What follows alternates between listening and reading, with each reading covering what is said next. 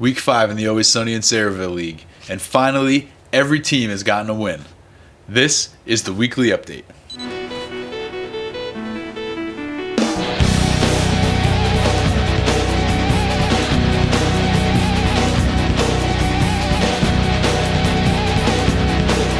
Five games into the season, almost to the halfway point, and there were two huge games this week between division leaders. The first being in the Porter division between Le'Veon's Blunts and Team Blumpkin. Both teams were coming into the contest at 4-0, and the winner knew that they would not only take the lead in the Porter division, but they would have the best record in the league. Now, this was a very close contest, and Le'Veon's Blunts was able to come away with the hard-fought victory by a score of 128.5 to 117.8. The 10.7-point margin was the second closest of the week. That's just what you want to see out of a battle of division leaders. Both quarterbacks played major roles for their team.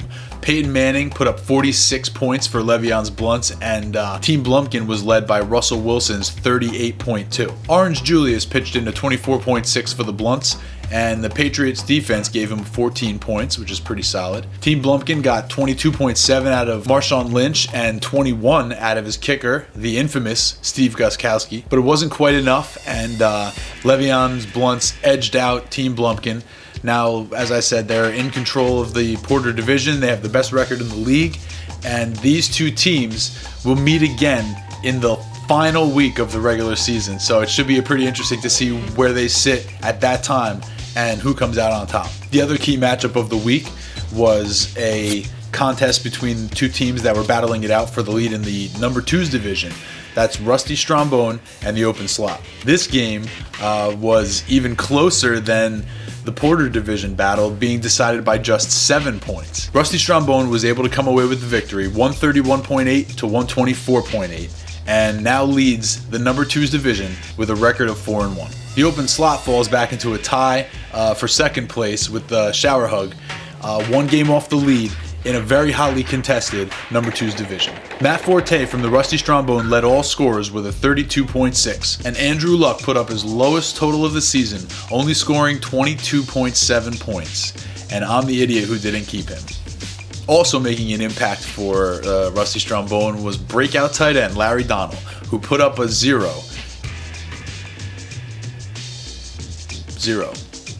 Never mind. The Open Slot was led by Golden Tate's 26.4 points, and Antonio Gates put up a 22. But Jamal Charles could only put together 9.4 points, and in now 3 out of 4 games, he scored under 10. That's the number 1 pick overall, everybody. So Rusty Strombone comes away with the victory, leads the number 2's division with a record of 4-1, and is feeling cocky as hell. All right, so this next segment I love because it was one of you guys who suggested it. Toddler Fight Club suggested it was a really good idea that we should be able to put a little video out there to tell everybody who's on our trade block, just so that we can kind of get communication open between all the front offices and all the GMs to get things moving. One thing we kind of noticed is that there haven't really been as many trades this year, and I think a large part of that has to do with the fact that Rusty Strombone and Le'Veon's Blunts are not like completely disgusted with their teams. They're actually doing well, and therefore are not trying to trade every guy and any guy that they can. Although Le'Veon's Blunts did throw away Martellus Bennett on Trent Richardson. I don't know. It was just burning a hole in his pocket. That's money burning a hole in your pocket right there. So let's go all over the country from front office to front office and find out who's on the trade block in the Always Sunny League. Well then, who is on the block for the Toddler Fight Club? Let's see. Everyone.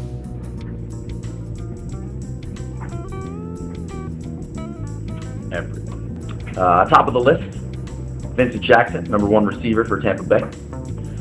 You got Kyrie Robinson, who's taking over a big role in New Orleans. You got Joik Bell, who's on his timeshare in Detroit with Mr. Reggie Bush. He's very fragile, Reggie Bush.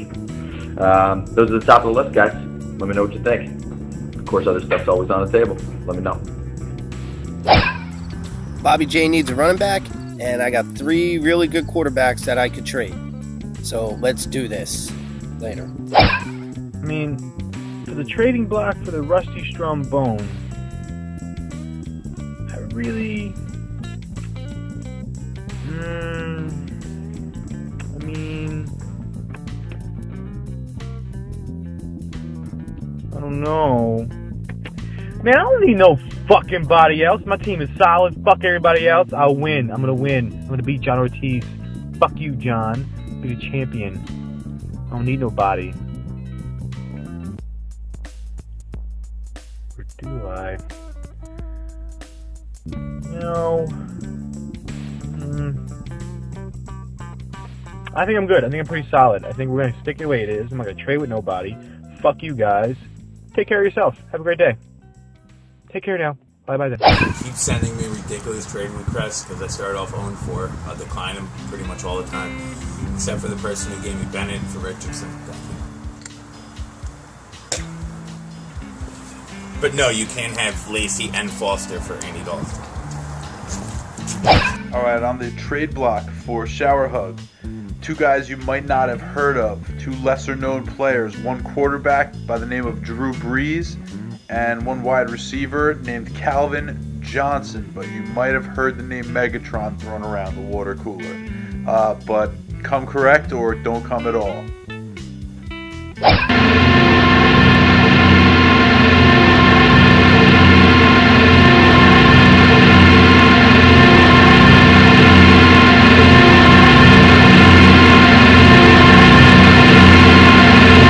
How's it going, Commissioner? This is Le'Veon Blunts, reporting live from Kane University.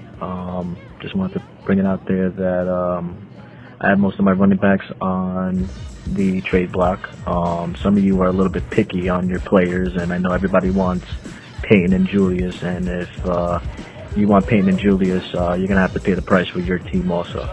So if your team is not as equivalent, I will not be trading with you. However, everybody's out on my trade block, and my guys, my top candidates that are on my trade block are Ben Tate, Trent Richardson, Pierre Thomas, Sammy Watkins, James Jones. I'm enjoying 5-0 pretty much, so I'm not really big on trading. Back to you, Commish, and I will see you during the playoffs, if you're even there. All right, thanks, guys. I appreciate you taking the time. And Albert, thank you very much. Good idea.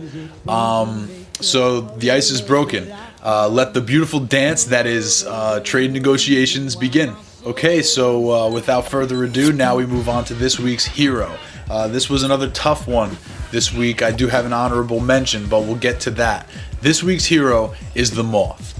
Avoiding the 0-5 curse, the Moth blew out the Gotham Rogues this week. The final score was 166.6 to 117.6. Good enough for the highest score of the week and the fourth highest score so far this year.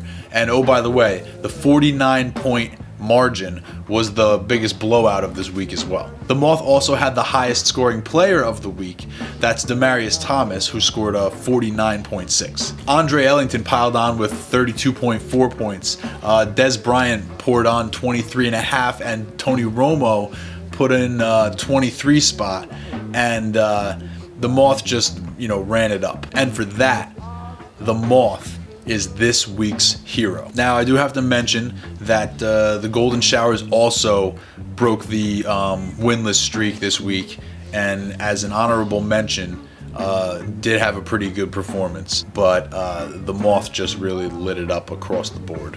And finally, this week's GOAT, another tough call, another honorable mention, but this week's GOAT is She Gave Me the Crabtrees. In the inaugural game with his new name, in this renewal, this breath of new life into the franchise that Bobby J gave, the team could only muster 89.7 points. Obviously the lowest score of the week, and just a really disappointing performance across the board. 7 of Bobby J's 9 players scored in single digits. He actually got 7.8 points total from both of his running backs, and with the loss falls into a tie for last place with the aforementioned Golden Showers, who just got their first win. And for that, she gave me the Crabtrees is this week's GOAT. Now, it bears mentioning, because of how these things are all intertwined, that Toddler Fight Club is the team that lost to the 0-4 Golden Showers, dropping their record to 1-4, falling into a tie in the last place with the Moth. In the Porter division, things just stacked up a little bit worse against Bobby J this week. 89.7 points. Ew. Alright guys, key matchups. Murky pool of games going on this week. 4 out of the 5 games feature teams with 1-4 records. A little bit of a bottom-heavy standings right now in the league. 5 teams are above 500, but 4 teams have a record of 1-4. The key game I guess we're going to keep our eye on is that between the 5-0 Le'Veon's Blunts and 3-2 Open Slot. Now, Open Slot was just battling for his division lead. He's only 1 game off the pace, and so he obviously provides a pretty good matchup against Le'Veon's Blunts, who everybody in the league is hoping loses ASAP. So that's it, guys. Week 5 update over. Remember to set your lineups. Remember that the trade deadline is only 5 weeks away. We're halfway to the trade deadline right now. So be aware of that, and I will see you next week where it's always sunny.